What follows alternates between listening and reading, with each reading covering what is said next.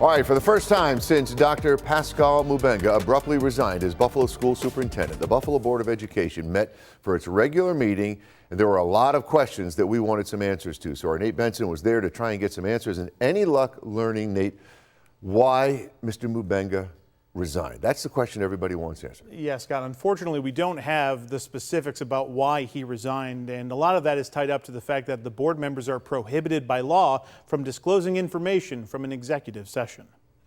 Wednesday was the first opportunity reporters had to ask questions about the sudden departure of Superintendent Dr. Pascal Mubenga. Prior to Wednesday's meeting starting, we tried to talk to Board President Dr. Kathy Evans-Brown as she exited the executive session, but she really couldn't get a word out. When asked why Dr. Mubenga resigned amid a barrage of questions, she simply said, "Talk to him." Ultimately fed up with not being able to get a word in, Dr. Evans-Brown excused herself from the media gaggle. During the meeting, she briefly addressed the resignation of Dr. Mubenga, but really not sharing anything we haven't already heard, just reading the formal resolution accepting the Dr. Mubenga's written resignation with an effective date of July 13, 2026. The board waives the 90-day notice set forth in the contract and employment between the board and Dr. Mubenga, and further waives any obligations placed on Dr. Mubenga for work. After the meeting, Dr. Evans-Brown opted not to answer questions from the media, but Park District Board member Eric Bowen did step up to take questions, explaining that at this time, our president, Dr. Evans-Brown, is refusing to comment right now. We cannot disclose what happened in executive session due to our confidentiality laws. New York state law prohibits members of a body from disclosing certain matters that happen during an executive session. We might not like it as nosy journalists, but nonetheless, it's state law. You'll remember former board member Carl Palladino was removed from his seat in 2017 after he shared confidential information from an executive session. Board member Bowen did reflect on Dr. Mubenga's time as superintendent. He was moving the district forward. He did a good job for our kids, but I cannot comment on what happened in executive session. But with the details of his departure still unknown, the public is left to guess the reason. I asked Bowen. Relationship between Dr. Mubenga and the board break down completely ahead of the resignation? He didn't disclose any of that to us. I always had a great relationship with him. Every time I needed him to do something for my district, he came through. I cannot say that for other districts.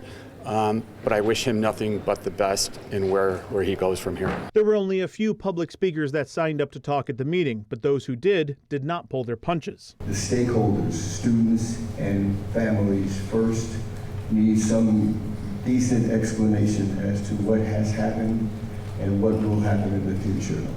So within the constraints of personnel matters, I think some sort of explanation is due to the people.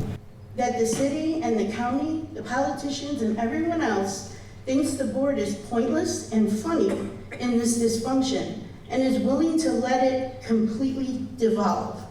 You guys are way better than that. It's like a clown show a little bit. Like, how is this possible that we can't keep a superintendent and we can't move the district forward?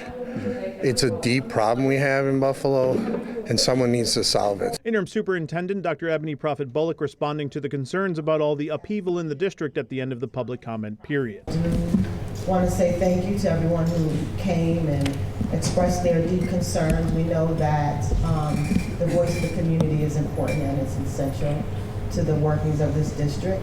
I just ask that you give me a little time to process through this transition and have a thoughtful response to the concerns brought today. Now, we tried reaching out to Dr. Mubenga again tonight, but I did not get a response. All right, so quick question. What happens next, Nate? Will we ever know why Dr. Mubenga resigned so abruptly here? I only see kind of three pathways, Scott. One, Dr. Mubenga comes forward and reveals why he left. Right. Two, there's some sort of lawsuit for one reason or another, and we find out in those court documents why he leaves. Or third, a whistleblower comes forward, and my inbox is open if anyone wants to come forward. And this is not something new. The district has seen this happen an awful lot, right? This will be the fourth superintendent for Buffalo Public Schools since 2022. So we don't know whether he left because of dysfunction or an HR. We just don't know. We simply don't know, and because of that confidentiality, it's unlikely we will know, short of, again, like I said, a whistleblower, a court case, or he comes forward himself. All right, I know you're on it, Nate. Thank you very much. Appreciate that report.